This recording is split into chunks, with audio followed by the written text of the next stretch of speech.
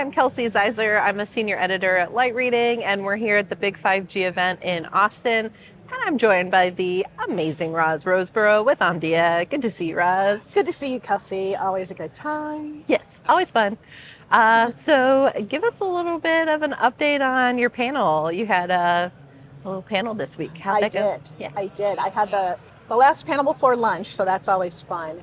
But I had a guy from Verizon, I had a guy from Juniper, and someone from Ericsson talking about innovation and what's coming with 5G and the cloud and how that spurs innovation. And we intentionally tried to make it, I won't say not controversial, but try to make it interesting. Mm-hmm. But we were mostly in agreement that it's really early days.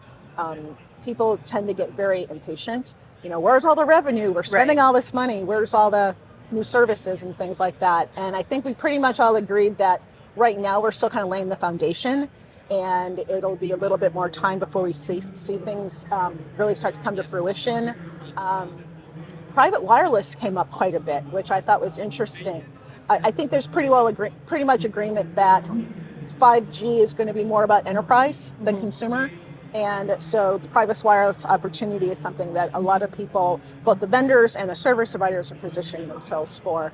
The other thing that came up was the guy from Ericsson was talking about their Vonage acquisition, which we've all heard about. And as my skeptical analyst self, I always am like, well, why is it going to be any different this time? We've heard about, making it easier for developers to access network functionality, and network as code, and network as all those things. I've heard it before.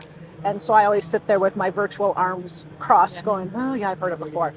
But they were all in agreement that it was going to happen, that this time it's different, and it seems like the cloud really is the catalyst. So I took my lumps and I said, well, I stand corrected. Yeah. They're the ones who have to do it. Mm-hmm. So the fact that they're optimistic makes me perhaps somewhat less skeptical, but the cloud really is transformational, as much as it's very buzzy to say it. Yeah.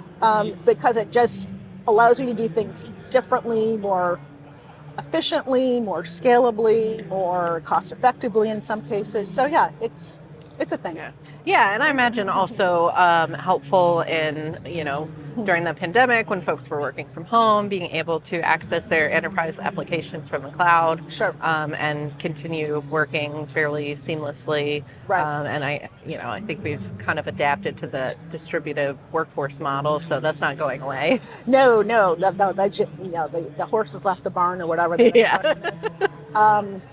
The cloud, and yes, I think things got accelerated during the pandemic in that regard, because people had to do something. Right. And so things that would have taken a few years took a few months. So that's all to the good. One thing that we didn't talk about, and I thought I could have brought it up, because the vendors don't really care who they sell to, but this whole private wireless thing, the idea that if you've got network functions available in the cloud, who's to say that the enterprise won't just get the functionality they need from the cloud and completely disintermediate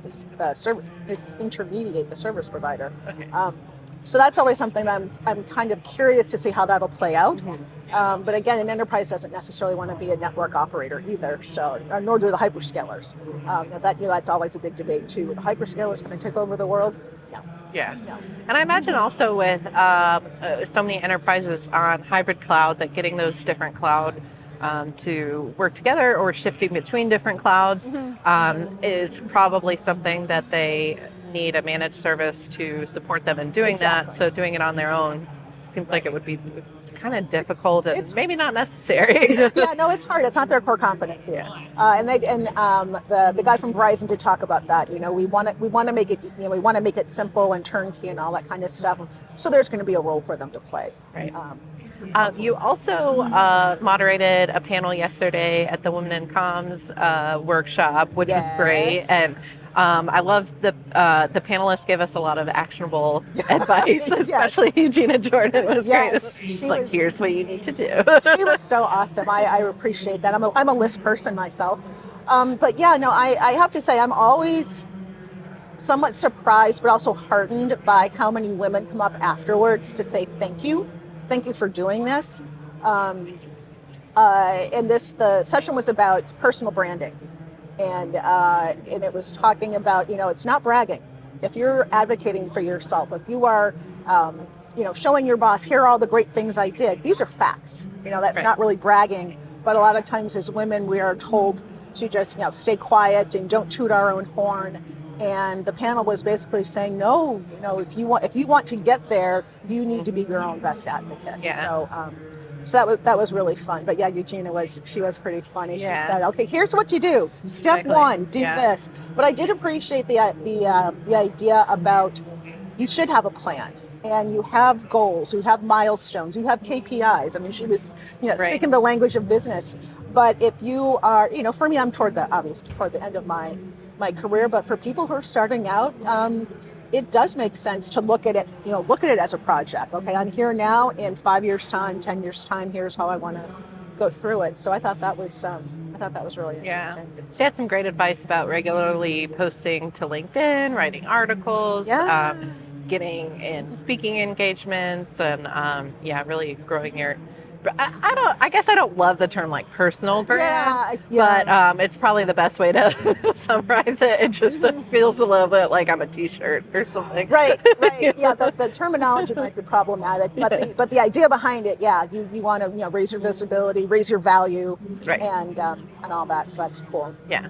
So looking ahead, is there any new research you're working on that you're excited about? I think you've got some AI type things coming down the pipeline. Yes, I am just starting a survey on AI for customer experience management, which is a big word that essentially means all the things that affect a customer's experience.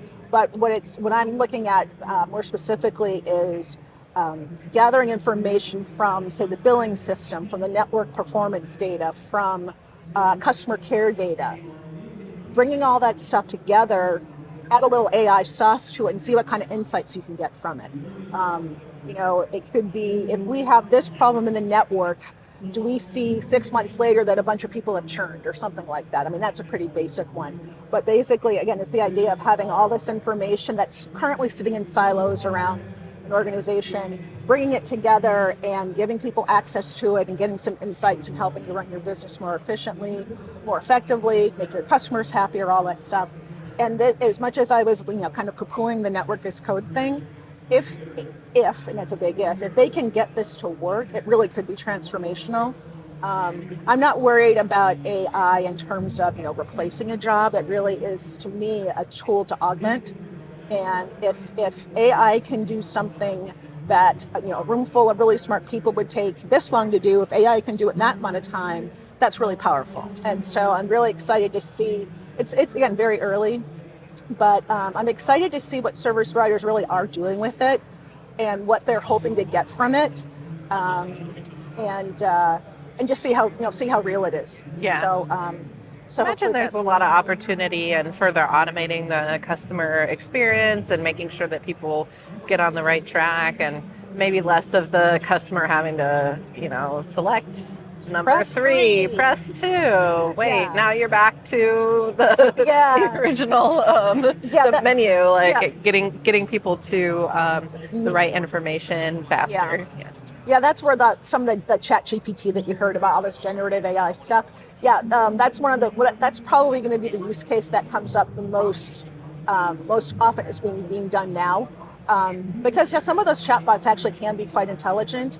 And again, it's not about getting rid of people, it's letting the people who are there do more high value, more thinking kind of thing. So, I think it's going to be interesting. Obviously, AI is super hot right now, so I'm excited to be looking at it. So, so I'm looking forward to getting those survey results and see what's going on. Yeah, we'll be looking forward to future updates from you on that. Thanks so much, Ross. Thanks, Kelsey.